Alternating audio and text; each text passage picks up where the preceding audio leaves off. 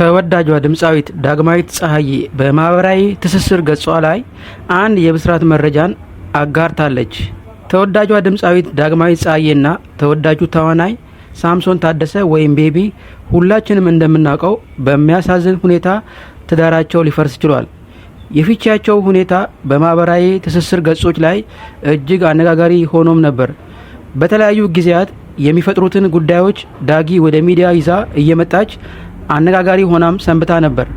እንዲያውም አንዳንዶች ምን ነው እቺ ሴት አትርሱኛለች፣ ለምን አርፋ አትቀመጥም የሚሉ እንዳሉ ሁሉ አንዳንዶች ደግሞ ይህቺ ልጅ ከፍቺው በኋላ አማረባት፣ ፍቺ ሰዎች ላይ እንደሚያምርባቸው ያየነው ባንቺ ነው የሚሉ ሀሳብ አስተያየት ሰጪዎች አሉ። በመጨረሻም እንግዲህ በተለያዩ ታዋቂና አዋቂ ሰዎች የሽምግልና ሂደት ከሽፎ ለፍቺ ተዳርገዋል።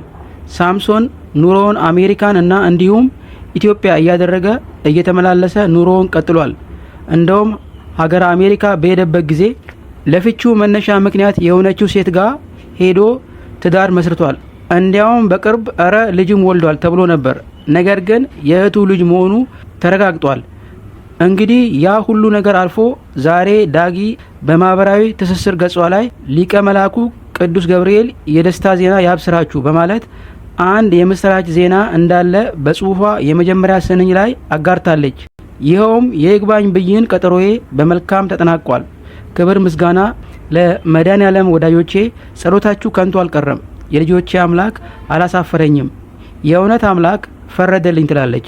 ይሸጥ ተብሎ በፍርድ ቤት የተበየነብኝ ውሳኔ ከፍተኛ ፍርድ ቤቱ አላጸደቀውም። ከጋብቻ በፊት እንደደረሰኝ እና ክፍያውም በወላጅ እናቴ እንደተከፈለ ያስገባውት መረጃ በመግለጽ ጉዳዩ ወደ ታች ፍርድ ቤት ተመልሶ እንዲታይ ብይን ተሰጥቷል። የሰራዊት ጌታ መጨረሻውን ያሳምርልኝ። የቤተሰብ ስጦታ ወይም ቅርስ አይሸጥም፣ ለልጅ ልጆች ይቀመጣል እንጂ። ይህንን ያሰማኝ አምላክ ክበርልኝ። እንባዬ ፈሶ አልቀረም። ሰሞኑን ጥሩ ሁኔታ ላይ አልነበርኩም፣ ዛሬ ግን ደስ ብሎኛል በማለት የደስታዋን ዜና አጋርታለች።